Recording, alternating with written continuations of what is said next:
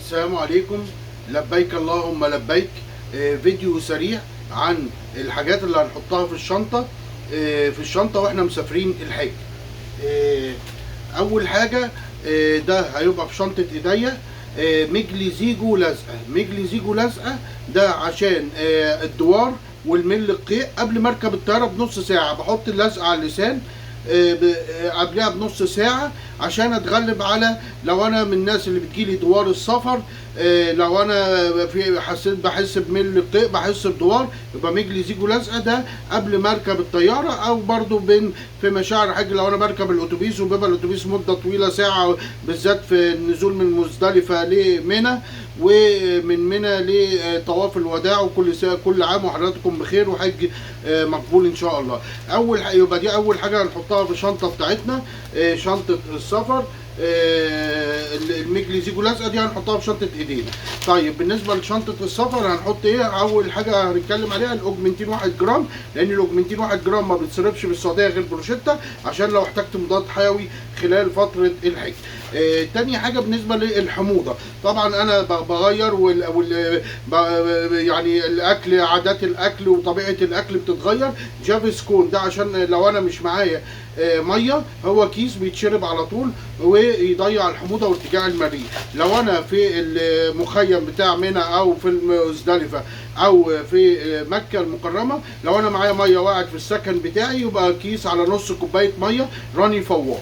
طيب طبعا بالنسبه لو انا جالي اسهال او نتيجه تغير الاكل، او انا تغير السفر والمكان وطبيعه الاكل، الانتينال يكون معايا في شنطه السفر، اللي هو انتينال مطهر للمعده ويعالج الاسهال.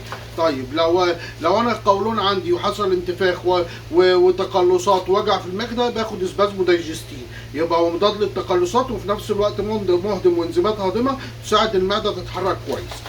لو انا عندي انتفاخ باخد اللزقه دي تشتغل بعد 10 دقائق، اسمها سبازيولانس لزقه. دي لزقه بحطها اول ما احس بانتفاخ او عسر هضم او اعراض القولون. طيب بالنسبه للحج، طبعا لو احنا عشان المزدلفه وقفه عرفه وبعد كده بنزل من عرفه للمزدلفه، انا دلوقتي بقى استخدم السنترام انرجي، باخده في اول اليوم بعد الفطار، في طول مناسك الحج، يديني طاقه وباور اقدر اتحرك واقدر ادي مناسك الحج بسهوله. طيب بالنسبه لي طبعا الحر هناك ومكه درجه الحراره عاليه، وبستخدم للتسلخات الكينا كومبي كريم ده من الحاجات الكويسه وسريعه المفعول لعلاج التسلخات. طيب لو انا دلوقتي حسيت زي حراره على الوجه، او اكني رحت مصيف او الحراره شديده، حصل لي التهاب سواء في الوجه او في الجسم، بستخدم الكلامين لوشن مرطب ومهدئ، وهيهدي لي الاحساس بالحراره والحرقان اللي في الجلد، او بدايات زي الشمس او ضربه الشمس او كده، اللي هي الحرقان اللي هو بيجي لي زي المصيف او التعرض للشمس لمده طويله.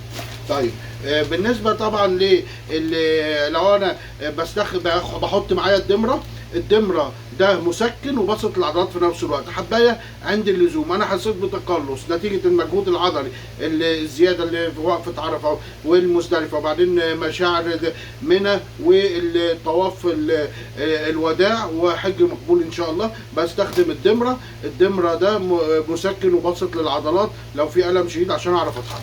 طيب لو انا عندي وجع في الركبه بحط معايا برضو الفولتارين، وجع في الركبه ووجع اسفل الظهر، دهان معايا على المكان اللي فيه وجع. طيب بالنسبه هنكمل شنطه الحج معايا. لو انا حسيت بصداع باخد البنادول ادفانس، اللي هو بنادول الازرق، ده امن لمريض السكر وامن لمريض الضغط، يبقى باخد حبايتين مره واحده مع كوبايه ميه، يبقى ده في حاله الصداع او الالم. طيب بالنسبه لو انا البرد رشح انفلونزا، ستوبادول كولد اند فلو من الحاجات الكويسه للبرد والرشح والانفلونزا. طيب هنتجه لاخر حاجه بقى، الواقي الشمس يكون معايا في انفينيتي سان سكرين لوشن، ده بدهنه قبل التعرض للشمس ب 10 دقايق او نص ساعه.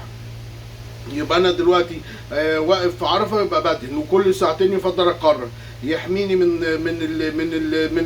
تهيج الجلد، حرقان الجلد، حروق الجلد، الكلام ده كله. واقي شمس بدهنه على الوجه والايدين والكفين، يبقى واقي شمس، يبقى معايا في الحج. طيب بالنسبه اخر حاجه ديودرنت ستارفيل بليه دواره، مزيل للعرق، ده طبعا بدون رائحه، بستخدمه برضو من الحاجات الكويسة والآمنة. طبعا مع تمنياتي للجميع بربنا يتقبل منكم، وحج مبرور وذنب مغفور، وأتمنى للجميع يرجع بالسلامة إن شاء الله. تحياتي.